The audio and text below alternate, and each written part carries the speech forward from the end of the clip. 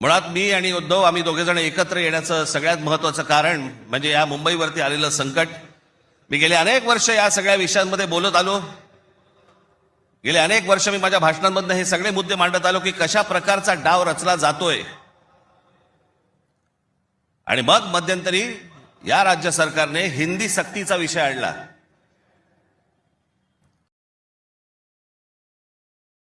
त्यावेळेला मग मीही कडाडलो, उद्धवही कडाडला. आणि त्या सगळ्या याच्यामध्ये त्याच्या अगोदरच माझी एक मुलाखत झाली आणि त्याच्यामध्ये मी सांगितलं होतं की कुठच्याही वादापेक्षा आणि कुठच्याही भांडणापेक्षा महाराष्ट्र मोठा आहे.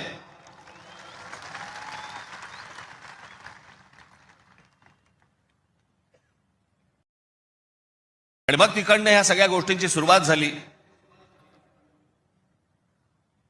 पण ते हिंदी सक्तीचा जो विषय होता तो फक्त तुम्हाला चाचपडून बघण्याचा होता. तुम्ही जागे आहात का? मराठी माणूस महाराष्ट्रामधला मुंबईमधला जिवंत आहे का? हे फक्त चाचपडणं होतं तुम्हाला.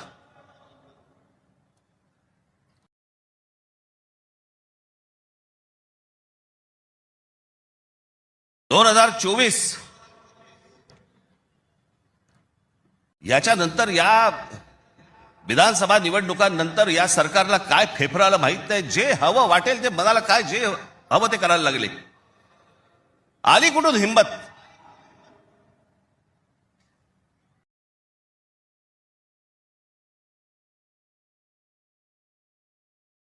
कोणाला विचारायचं नाही, काही जनता बिनता लोक बिक काही नावाची काही गोष्टच नाही. बस आम्हाला वाटलं म्हणून आम्ही केलं. हे कोण आहेत लोक? कोण आहे महाराष्ट्रातील जनता? पैसे फेकले की आम्ही विकत घेऊ. आला कुठून आत्मविश्वास?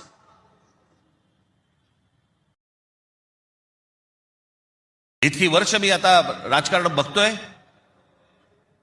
काँग्रेसची लोक सत्तेवरती होती, अनेक लोक सत्तेवरती होते, परंतु ते लोकांना घाबरून असायचे, जनतेला घाबरून असायचे. आता घाबरणं बिबरणं काहीच नाही.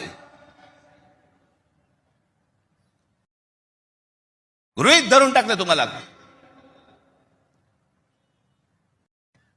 कुठून येतात मतं ह्यांच्याकडे, कशी येतात, काय येतात, याचा लढा तर बाकीच्या ठिकाणी सगळ्या ठिकाणी सुरूच आहे. ते बोगस वोटर आणि ते ईव्हीएम मशीन पासून सगळ्या गोष्टी सुरू आहेत. पण ह्याच्यामध्ये सगळ्यात महत्वाची गोष्ट बघा, आता उद्दामपणा कुठपर्यंत